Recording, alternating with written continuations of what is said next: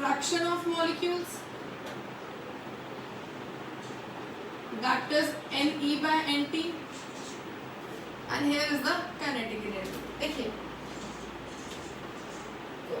जो भी रिएक्टेंट किसी रिएक्शन में पार्टिसिपेट कर रहे हैं उनकी कोई ना कोई पर्टिकुलर एनर्जी होती है और उनकी एनर्जी फिक्स नहीं होती. कोई कहीं टकराएगा तो उसकी एनर्जी चेंज हो जाएगी, कहीं और टकराएगा तो उसकी एनर्जी चेंज हो जाएगी. दैट मीन्स किसी भी रिएक्टेंट मॉलिक्यूल की एनर्जी सेम नहीं होती, वो वेरी करती रहती है. लेकिन यहाँ पर क्या है, कुछ फ्रैक्शन ऑफ मॉलिक्यूल्स किसी पर्टिकुलर टेम्परेचर पे कोई पर्टिकुलर रेंज ऑफ जो एनर्जी उसमें लाई करते हैं. अब देखिए हमने एक ग्राफ प्लॉट किया, ठीक है जी. ये ग्राफ क्या कहता है, this is the most probable velocity और काइनेटिक एनर्जी. ये सबसे ज्यादा मोस्ट प्रोबेबल वेलोसिटी और काइनेटिक एनर्जी है. ये ग्राफ से हमें ये पता चलता है कि अगर हम फ्रैक्शन ऑफ मॉलिक्यूल्स, कुछ रेंज ऑफ मॉलिक्यूल्स ऐसे हैं जिनकी एनर्जी, जिनकी वेलोसिटी बहुत ज़्यादा है. काइनेटिक एनर्जी डिपेंड करती है, फॉर्मूला हमें ऑलरेडी पता है, ठीक है जी. जो काइनेटिक एनर्जी वेलोसिटी पे डिपेंड करती है, तो दैट मीन्स ये जो एनर्जी ये सबसे मैक्सिमम होगी और यहाँ एनर्जी क्या होगी, सबसे मिनिमम होगी. दैट मीन्स कुछ इस एनर्जी पे फ्रैक्शन ऑफ मॉलिक्यूल सबसे कम है और इस पॉइंट ऑफ एनर्जी पे फ्रैक्शन ऑफ मॉलिक्यूल सबसे ज़्यादा है. तो कुछ पॉइंट ऑफ एनर्जी होंगे किसी पर्टिकुलर टेम्परेचर पे जहाँ पे फ्रैक्शन ऑफ मॉलिक्यूल ज़्यादा होंगे या कम होंगे. लेकिन मोस्ट ऑफ द टाइम जो हमारे रिएक्टेंट मॉलिक्यूल्स होंगे उनकी जो एनर्जी होगी वो एवरेज है, वो इनके बीच में सबसे कम और सबसे हाई वालों के बीच में लाई करी होगी, एवरेज होगी. Is it clear?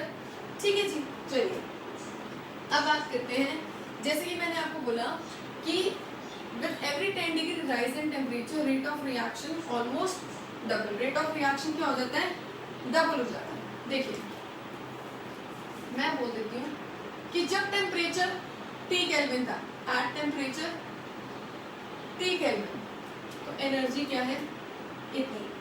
अब मैंने क्या बोला कि जब टेम्परेचर 10 डिग्री बढ़ाया जाता है तो रेट ऑफ रिएक्शन डबल हो जाता है. मतलब जल्दी होनी चाहिए रिएक्शन, एनर्जी कम लगनी चाहिए, फ्रैक्शन ऑफ मॉलिक्यूल जल्दी रिएक्ट करने चाहिए.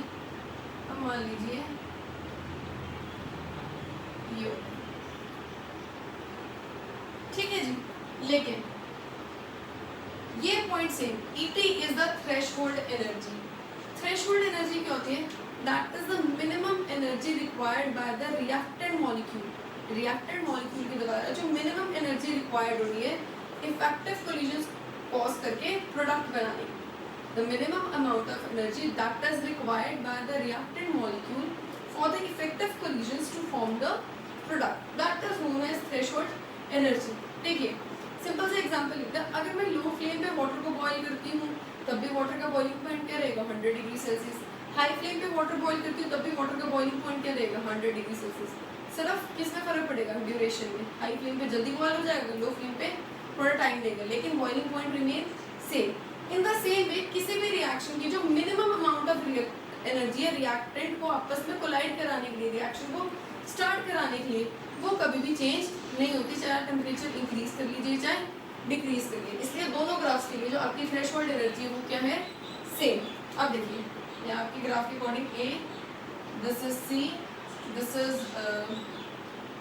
I think this point is B and this point is D. अब देखिए ये वाला जो एरिया है और एक एरिया आपका ये, इस एरिया से क्या पता लगता है, ये वाला एरिया किस रीजन में आ रहा है, ये वाले. जब हमने ये वाला प्लॉट कर दिया T plus 10 kelvin, temperature 10 degree बढ़ा लिए.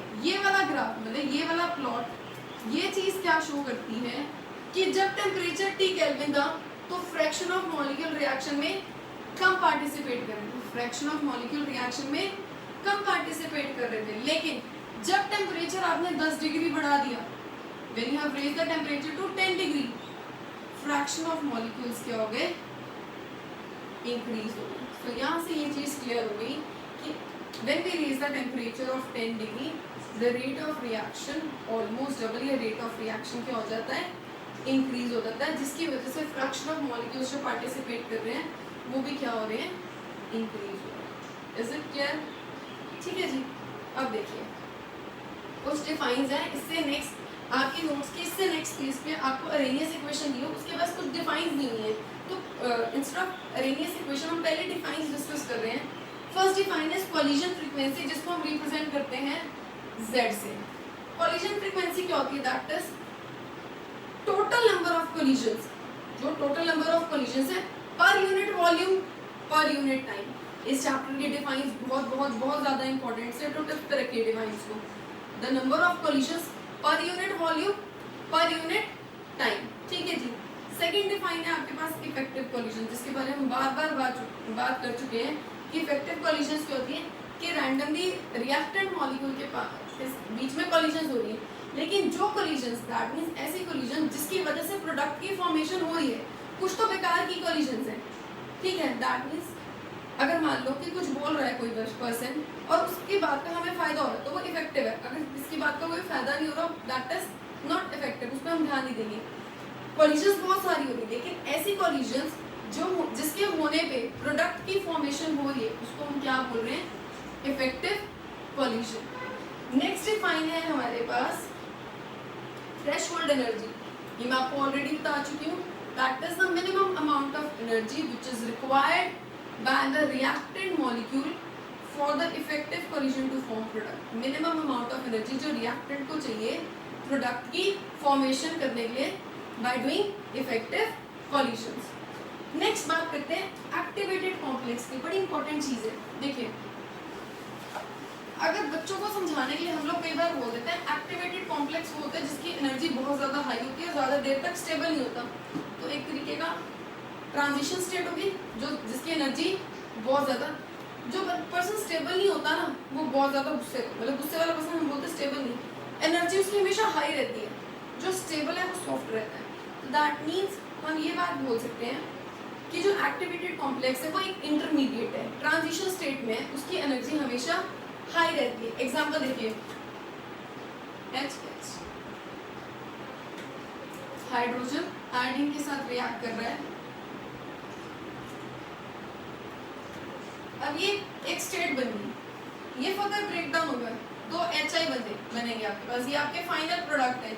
लेकिन जो बीच वाली स्टेट आई और ये स्टेबल नहीं थी, this state was unstable. Unstable चीज की एनर्जी हमेशा हाई होती है, वो अनस्टेबल इसलिए क्योंकि वो बहुत एक्साइटेड है, वो टिक नहीं पा रही। ठीक है जी। तो एक्टिवेटेड कॉम्प्लेक्स क्या है? एक्टिवेटेड वो कॉम्प्लेक्स है दैट मीन्स मॉलिक्यूल की अरेंजमेंट इस तरीके से होगी कि उस मोमेंट ऑफ टाइम पे उसकी एनर्जी बहुत ज़्यादा हाई होगी, मतलब हम ये भी बोल सकते हैं इंटरमीडिएट को हम क्या बोलते हैं? Activated complex. नेक्स्ट बात हम करते हैं एक्टिवेशन एनर्जी की। एक्टिवेशन एनर्जी की डिफाइन से पहले आपको कुछ ग्राफ दिए हुए हैं, इस तरह का कुछ ग्राफ दिया हुआ है आपको। आई थिंक इधर है आपकी रिएक्टेंट की कंसेंट्रेशन, सॉरी यहाँ पे है आपकी पोटेंशियल एनर्जी एक्स एक्सिस पे, और वाई एक्सिस पे है आपकी प्रोग्रेस ऑफ रिएक्शन, जिसको आप रिएक्शन कोऑर्डिनेट भी बोलते हैं। Progress of reaction means time के साथ रिएक्शन का क्या बन रहा है। देखिए this is reactant, this is product. इस टाइम पे, इस मोमेंट ऑफ टाइम पे सबसे हाई एनर्जी, सबसे हाई एनर्जी का क्या बन रहा होता है यहाँ पे? Activated complex. जब रिएक्टेंट प्रोडक्ट में कन्वर्ट हो रहा है और बीच में कोई ऐसी स्टेज आए जहाँ पे एनर्जी सबसे हाईयर है, जहाँ पे एनर्जी सबसे ज़्यादा मैक्सिमम है, दैट मीन्स वहाँ पे आपका क्या बना है? Activated complex. अब एक्टिवेशन एनर्जी क्या होती है? Activation energy is the energy required to form the activated complex. Activated complex बनाने के लिए जो एनर्जी नीडेड है उसको हम क्या बोलते हैं? Activation energy. अब देखिए this energy difference is known as activation energy. इस एनर्जी डिफरेंस को क्या बोलेंगे?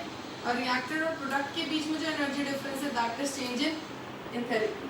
रिएक्टेड और प्रोडक्ट के बीच में जो एनर्जी डिफरेंस है उसको हम क्या बोलेंगे? Change in enthalpy. आपकी डिफाइन के according the energy required to form the activated complex, activated complex बनाने के लिए जो एनर्जी लग रही है that is what, activation energy. Second graph भी कुछ ऐसे ही, आई होप ये आपको क्लियर है। In case you people are having doubts you may ask, ठीक है जी। एक्टिवेशन एनर्जी के नीचे आपको एक फॉर्मूला दिया हुआ है, वो आपको आना चाहिए, याद होना चाहिए। जब हम न्यूमेरिकल्स करेंगे उनके टॉपिक से तो वहाँ पे आपको क्लियर हो जाएगा। Threshold energy minus average energy by reacting molecules. Threshold energy क्या होगी, मिनिमम एनर्जी एक रिएक्शन को कॉज करने के लिए चाहिए, और एवरेज एनर्जी वो जो रिएक्शन में रिएक्टिंग मॉलिक्यूल्स है आपस में रिएक्ट करें उनकी एवरेज एनर्जी को उसमें से माइनस कर देंगे तो you will get the activation energy. इतना ज़्यादा इंपॉर्टेंट नहीं है टॉपिक, सिर्फ इतना इंपॉर्टेंट आपके लिए इसकी टॉपिक के डिफाइन बहुत ज़्यादा इंपॉर्टेंट है। और वो जो पिछला हमने टेम्परेचर वाला मैक्सवेल डिस्ट्रीब्यूशन कर्व और जो टेम्परेचर रेस करने वाला कर्व किया, वो दोनों आपको बहुत अच्छे से आने चाहिए। That thing is very very important. In the next video we will discuss regarding the Arrhenius equation. So thank you so much.